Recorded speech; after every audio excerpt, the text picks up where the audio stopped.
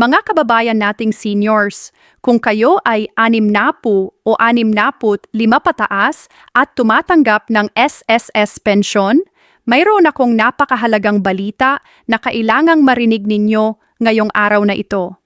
Narito na ang inyong ikalabintatlong buwang pensyon at regular na Disyembre na pensyon, at para sa marami sa inyo, ito ay umabot na sa 12,000 piso o higit pa, depende sa inyong buwanang pensyon.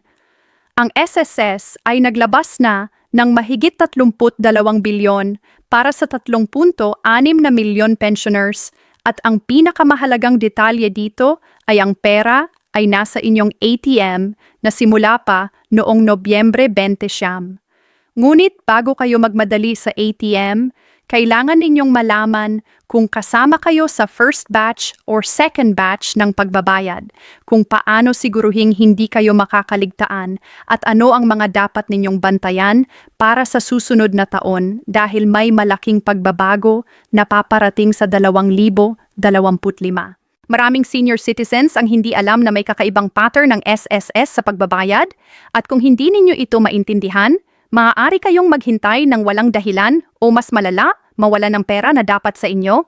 Kaya makinig kayo ng mabuti dahil ang pagkakataong ito ay maaaring magpasya kung makakakuha kayo ng maximum na benepisyo o hindi sa mga susunod na taon. Mga mahal kong kababayan, umupo kayo ng maayos at kumuha ng kape dahil ang pag-uusap natin ngayong araw ay tungkol sa pera na pinaghirapan ninyo sa loob ng maraming taon. Ang ikalabintatlong buwang pensyon na ito ay hindi bago. Pero ang timing at ang halaga ngayong taon ay may mga mahalagang detalye na hindi dapat palampasin. Noong Disyembre 2024, inanunsyo ng SSS na naglabas na sila ng 32.19 bilyon para sa ikalabintatlong buwang pensyon at Disyembre pensyon ng mahigit 3.6 na milyong pensioners. Ang special dito ay ang pera ay inilagay na sa inyong mga account simula pa noong Nobyembre 20, mas maaga kaysa sa dating schedule bilang regalo ng Pasko at tulong din sa mga nasalanta ng mga bagyo nitong nakaraang buwan. Ang first batch na 17.9 bilyon na piso ay napunta sa 2.0 na milyon na pensioners na ang date of contingency ay nasa unang hanggang ikalabinlima ng buwan. Ang second batch naman na 14.3 bilyon na piso ay naibigay noong Disyembre 4 sa 1.52 milyon na pensioners na ang date of contingency ay nasa ikalabing-anim hanggang huling araw ng buwan. Ngayon, ang tanong ng karamihan ay simple, magkano ba talaga ang natatanggap natin? Ang sagot ay depende sa inyong regular monthly pension. Ang ikalabintatlong buwan na pensyon ay katumbas ng inyong buong buwan ng pensyon, kaya kung ang regular ninyo ay 6,000 piso bawat buwan, ang ikalabintatlong buwan ninyo ay 6,000 piso din. Dagdag dito ang regular December pension ninyo na 6,000 piso din, kaya sa isang buwan, tumatanggap kayo ng 12,000 piso sa Disyembre. Kung mas mataas ang monthly pension ninyo, mas mataas din ang natatanggap ninyo. Halimbawa, kung 8,000 piso ang monthly pension ninyo, makakakuha kayo ng 16,000 piso ngayong Disyembre. Ang importante ay maintindihan na ang 13th month pension ay automatic at walang kailangang gawin, basta regular kayo tumatanggap ng pension, kasama na kayo. Pero tandaan, hindi lahat ng uri ng pensioners ay tumatanggap ng same amount. Ang retirement pensioners at survivor pensioners ay tumatanggap ng 13th month pension na katumbas ng kanilang regular monthly pension. Ang total disability pensioners naman ay tumatanggap ng 13th month pension na katumbas ng kanilang monthly pension pero without ang medical allowance. Kung meron kayong mga dependent children na tumatanggap ng dependence pension, sila ay entitled din sa 13th month pension. Ang partial disability pensioners ay makakakuha din ng 13th month pension kung ang pension duration nila ay at least 12 months na.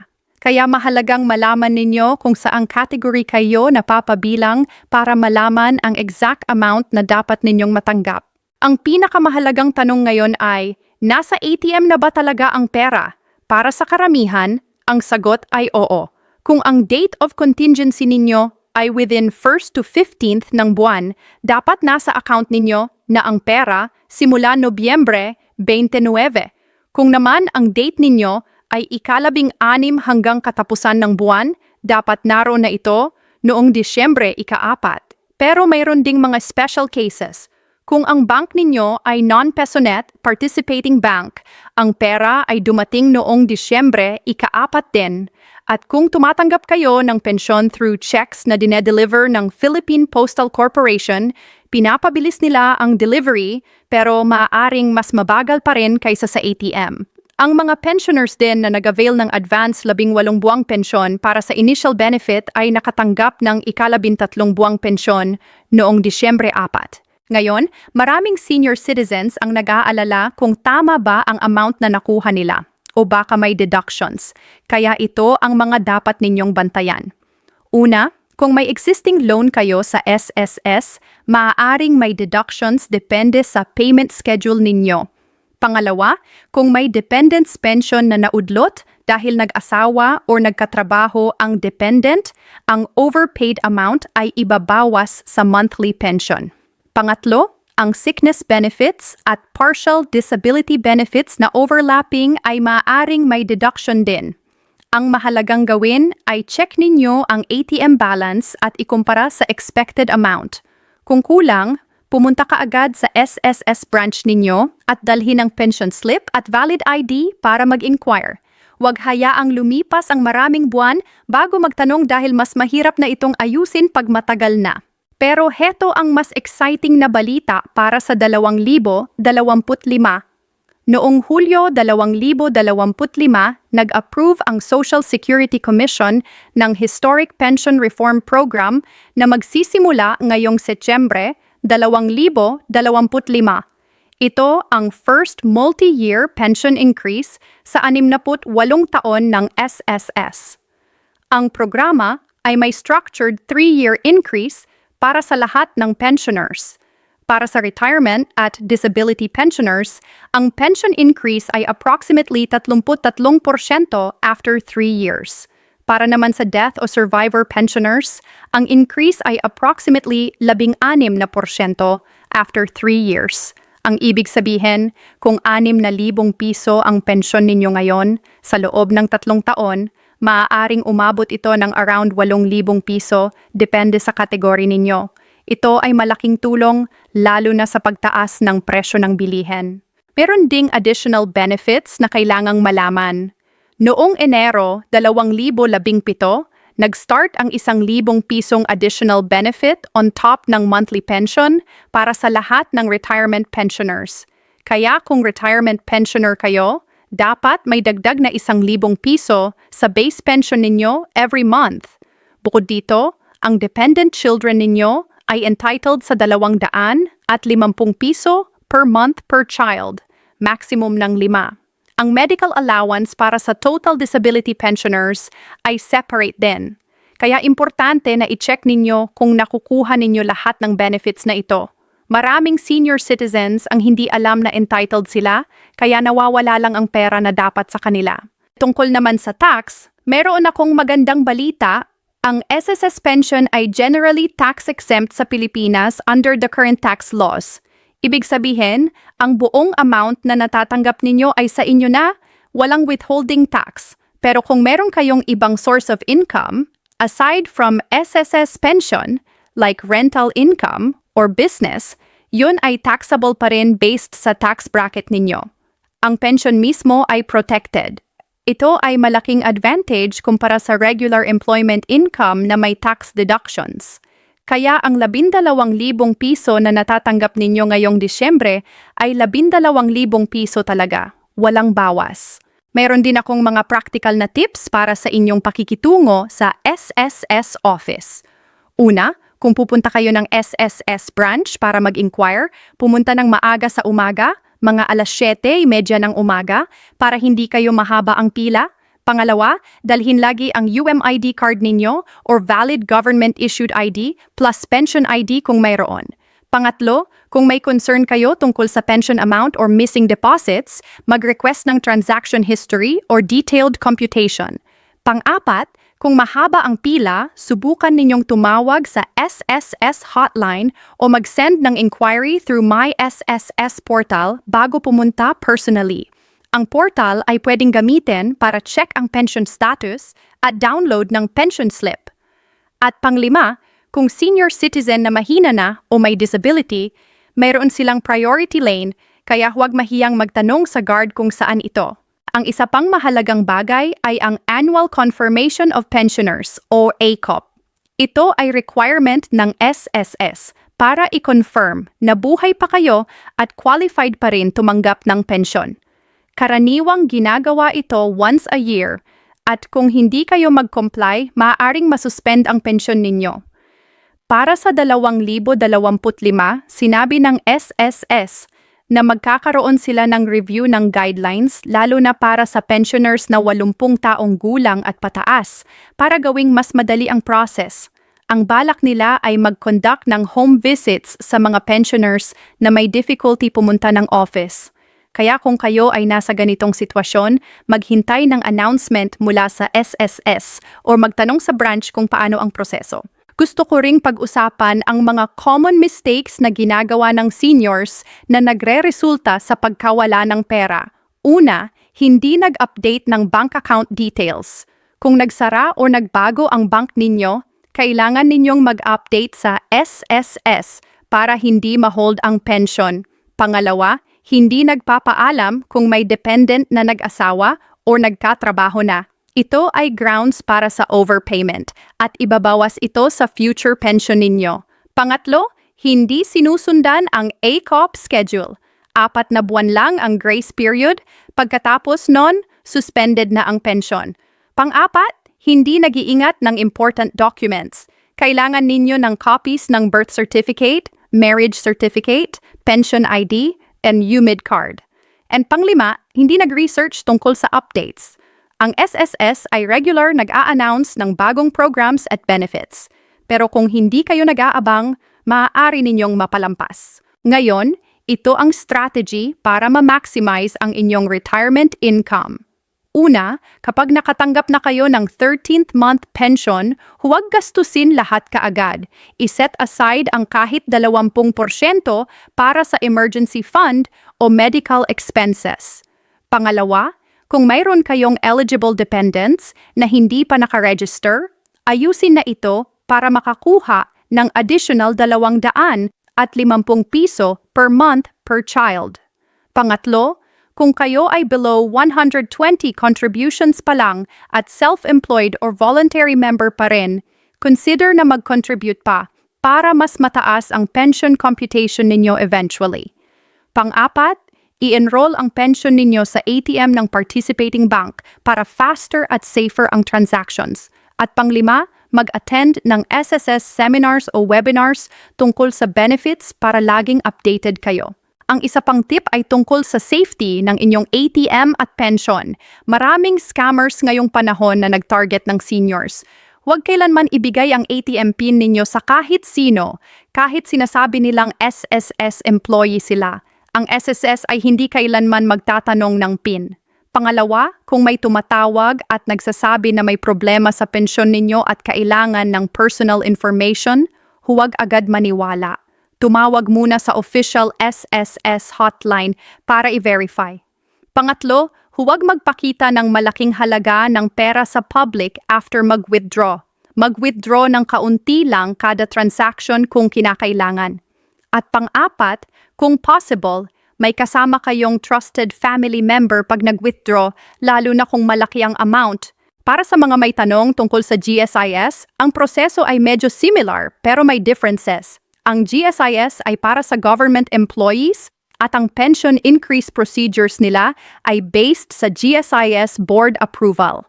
Ang GSIS pensioners na tumatanggap ng regular pension for 5 years or more ay entitled sa annual pension increase based sa amount na approved ng board. Ang 13th month pension ay applicable din sa GSIS pero ang computation at schedule ay maaaring slightly different from SSS. Kung GSIS pensioner kayo, i-check din ang e-crediting system ninyo at make sure updated ang contact details ninyo sa GSIS. Ang important message ay pareho lang. Dapat active kayo sa pag-monitor ng inyong pension at mag-update ng requirements regularly. Heto pa ang kailangan ninyong malaman tungkol sa future planning. Ang SSS Pension Reform Program na nabanggit ko kanina ay hindi lang one-time increase. Ito ay structured program na may increases every year for 3 years. Ang first increase ay sa September 2025, tapos may follow-up increases pa sa 2026 at 2027. Kaya ang halaga na natatanggap ninyo ngayong taon ay hindi na ang final amount. Dapat asahan ninyo na tataas ito gradually. Ito ay resulta ng actuarial studies na ginawa para siguraduhing sustainable ang SSS Fund habang tinutulungan ang pensioners. Ang message ng SSS President and CEO ay clear. Narinig nila ang clamor para sa higher pensions at ito na ang rational at sustainable na solution. Ang isa pang programa na dapat abangan ay ang revision ng Calamity Loan Program. Babaan nila ang interest rate to 7% mula sa current rate at pwede na rin mag-renew after 6 months. Kung pensioner kayo na nasalanta ng bagyo o iba pang kalamidad, ito ay malaking tulong. Bukod dito, nag-launch din ang SSS ng Loan Light Program in partnership with Union Bank para sa more accessible credit. Hindi ito specifically para sa pensioners, pero kung kayo ay may emergencies at kailangan ng quick cash, ito ay option na mas legitimate kaysa sa loan sharks o 5 to 6. Sa mga pensioners na nasa abroad o may plano lumipat sa ibang bansa, mayroon ding Pensioners Remittance Program ng SSS. Kung gusto ninyong makatanggap ng pensyon habang nasa ibang bansa, may proseso para dito. Pero kailangan pa rin ng annual validation at may specific requirements depending on the country kung nasaan kayo. Ang importante ay mag-coordinate kayo sa SSS before kayo umalis ng Pilipinas para hindi ma-disrupt ang pension ninyo. Maraming OFWs na nag-retire at bumalik sa Pilipinas pero may ilan din na nananatili abroad kaya kailangan malaman ang options. Dito na tayo sa konklusyon ng ating pag-uusap ngayong araw. Ang 12,000 piso o higit pang pensyon na natatanggap ninyo ngayong Disyembre ay resulta ng decades ng inyong hard work at contributions. Ito ay pera na pinaghirapan ninyo at deserve ninyo na malaman kung paano ito ma-maximize at protektahan. Ang key points na kailangang tandaan ay: una, ang 13th month at December pension ay nandyan na sa ATM ninyo based sa date of contingency. Pangalawa, ang amount ay katumbas ng monthly pension ninyo. Pangatlo, may pension reform program na darating sa 2025 na magpapataas ng pension gradually over 3 years. Pang-apat, kailangan ninyo mag-comply sa ACOP at mag-update ng documents. At pang-lima, mag-ingat sa scams at huwag magpabaya sa security ng ATM. Mga kapatid kong seniors, ang buhay nating mga retirees ay hindi madali. Ang gastusin ay tumataas, ang kalusugan ay may mga challenges, at ang pamilya ay umaasa din sa atin minsan. Pero ang good news ay mayroon tayong government programs na tumutulong at ang SSS pension ay isa sa pinaka-importante. Ang responsibilidad natin ay maging informed, maging active sa pag-monitor ng ating benefits at magtulungan sa ating kapwa seniors para lahat ay makakuha ng tamang benepisyo. Kung mayroon kayong kaibigan o kamag-anak na senior citizen din, i-share ninyo ang information na ito. Maraming Pilipino ang nahihirapan dahil kulang sa kaalaman at ang simple sharing ng correct information ay malaking tulong na. Salamat sa inyong pakikinig at panahon ngayong araw. Sana ay nakatulong ang mga impormasyong ito para sa inyo at sa inyong pamilya. Huwag kalimutang mag-subscribe sa channel na ito para sa more updates tungkol sa SSS, GSIS, Senior Citizen Benefits, at iba pang importante information for Filipino seniors. I-click din ang bell icon para ma-notify kayo kapag may bagong video. Mag-iwan kayo ng comment sa baba kung may tanong kayo o kung mayroon kayong experience na gusto ninyong i-share tungkol sa SSS pension. Ang community natin ay mas malakas kung sama-sama tayong tumutulong at nag-share ng knowledge. Mahal ko kayong lahat, mga kababayan, at naway patuloy tayong maging healthy at blessed. Hanggang sa susunod na video, ingat palagi at God bless.